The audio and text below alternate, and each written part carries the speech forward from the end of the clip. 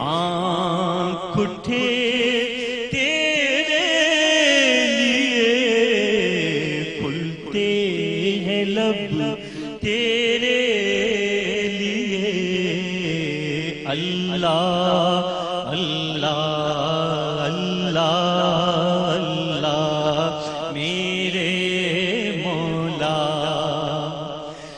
میری باقی عمر کے دن قیمتی ہے کس قدر، اللہ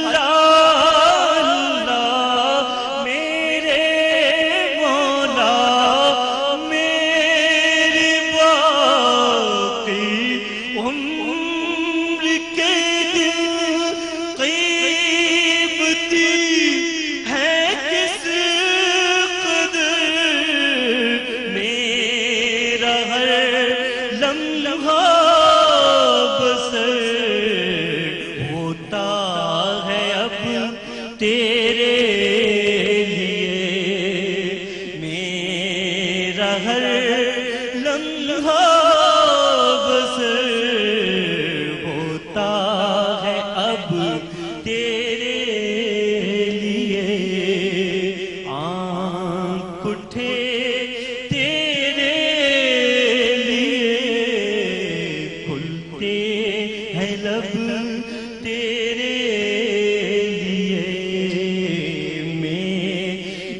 جینا میرا مرنا، میرے رب تیرے لیے، اللہ اللہ اللہ۔ سبحان اللہ۔ بریک لینی ہے یہاں پہ، سو بریک کے بعد پھر آپ سے ملاقات۔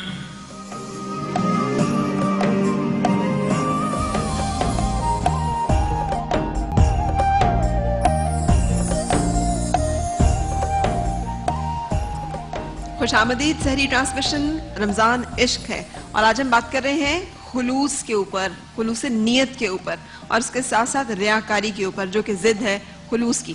اور میرے سارے مہمان یہاں پہ موجود ہیں۔ فرحان علی وارث نے بھی ہمیں ابھی جوائن کیا ہے۔ گفتگو کو میں ذرا تھوڑا سا پہلے ذرا عام فہم کرنے کے لیے، فرحان کتنے اب سمجھتے ہیں ہم لوگ ریاکار ہوتے ہیں آج کل، اور کس کس طرح سے ہم دکھاوا کرتے ہیں؟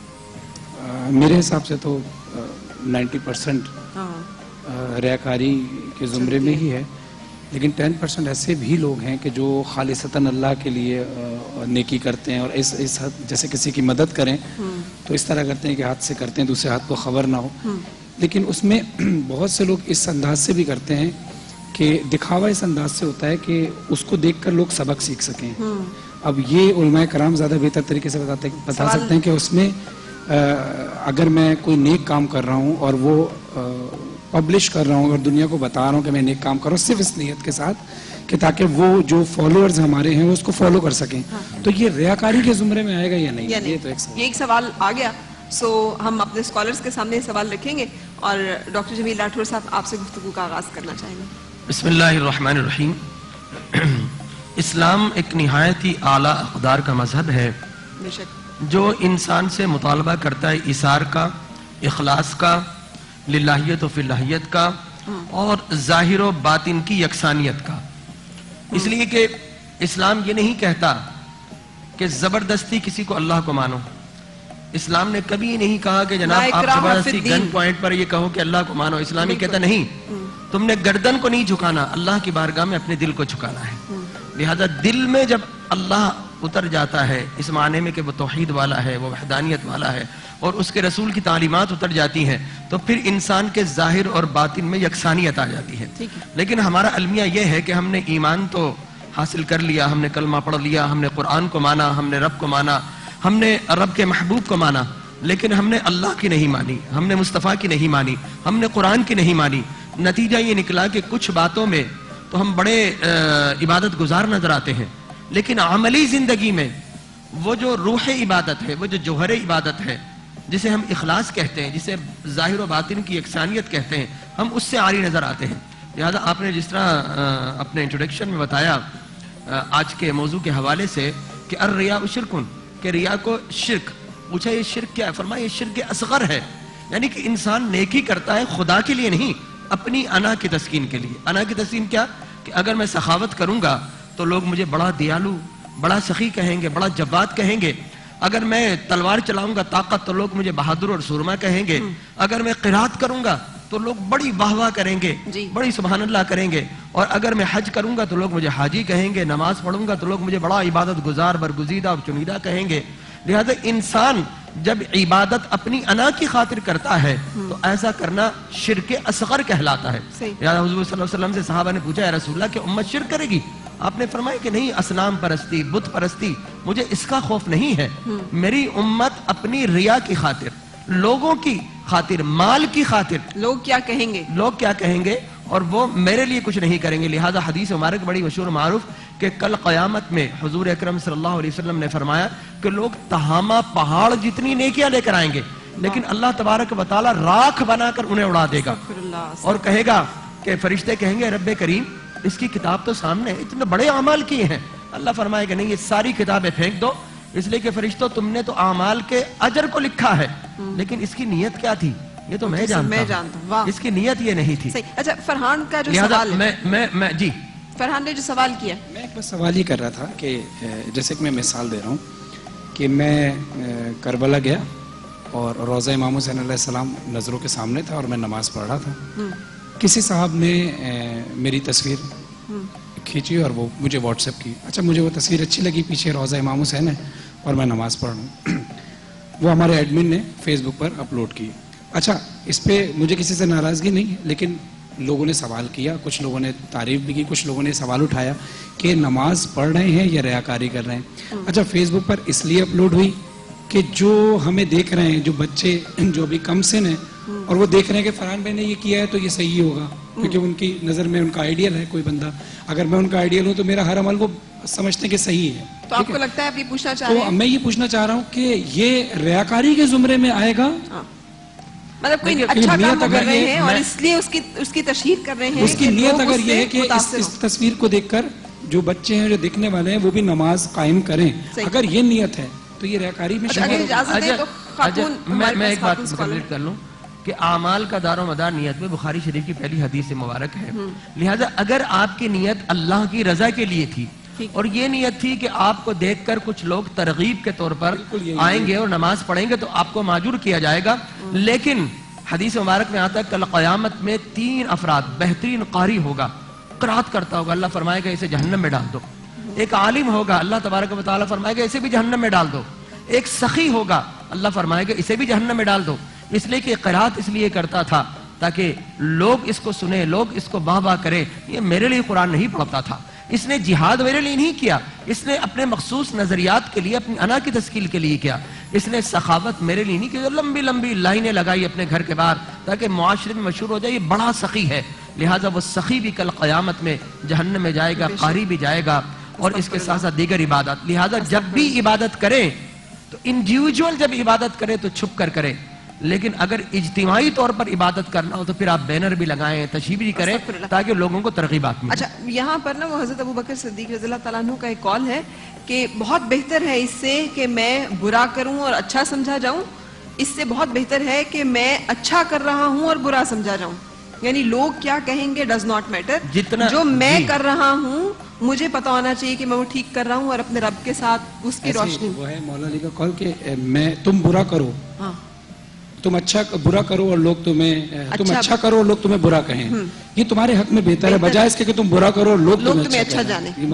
اور اسی طرح حضرت علی کرم اللہ وجہ کو وہ بھی بڑا خوبصورت قول ہے نا کہ میں نے تیری عبادت کی نہ تیری جنت کے لالچ میں نہ تیری جہنم کے خوف میں، محض تیری رضا کے لیے۔ یہ بھی تو خلوص کا یہ بڑا خوبصورت خلوص کا درجہ ہے۔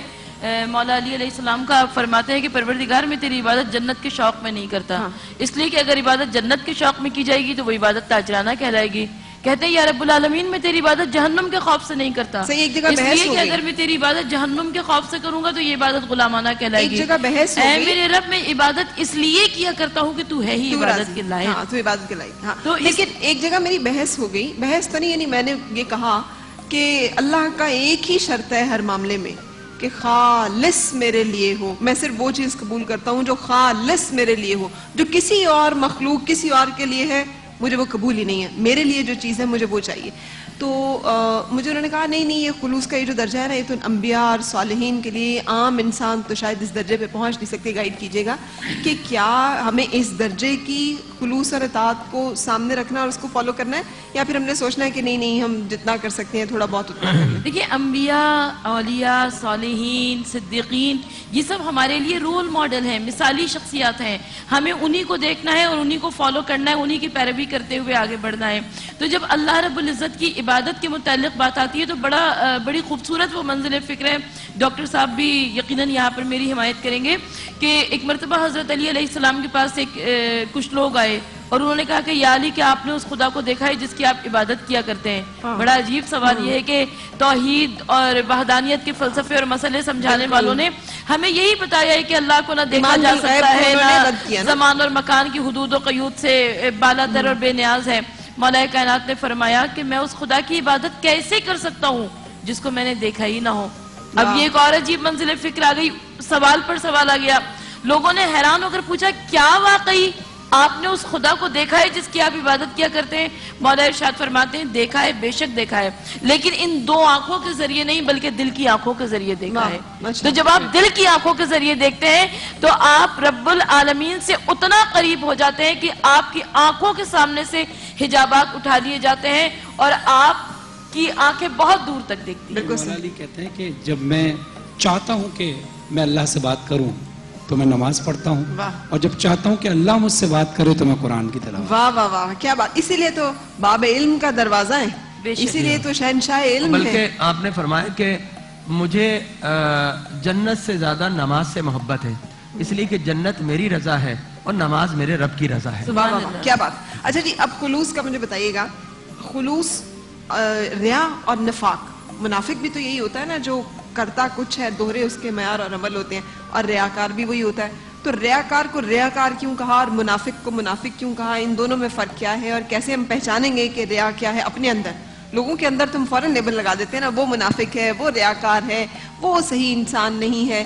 اپنے اندر کیسے پہچانا ہے تھوڑا اس کے بارے میں. لیکن پہلے بریک لیں گے, اور بریک کے بعد جب میں آؤں گی تو اپنے تلو کچن میں ہوں گی کیونکہ ہماری بہت زبردست سی سحری بن رہی ہے, اور شیف سمینہ جو ہے وہ کچھ چیزیں ہمارے لیے آج شاندار سی بنا رہی ہیں جس میں کہ سوس کباب ہیں. سو آپ کو ہم نے بتانا ہے کہ کیسے بنیں گے, اور پھر ڈاکٹر بلقیس کے کچھ زیتون کے حوالے سے زبردست سے ٹپس بھی ہیں رمضان مبارک کے حوالے سے. سو ہم ان سب کو شامل کریں گے. اور ہماری ایک نعت خوانہ بھی ہمیں جوائن کیا ہے, مہناز بیگم کی بہن ہے چھوٹی, تو اس لیے ہمیں تو بہت عزیز ہے. ہمارے ساتھ ہیں ہماری بہت پیاری سی عروسہ علی. سو عروسہ سے بھی ہم آپ سے بھی کلام کی فرمائش کریں گے. لیکن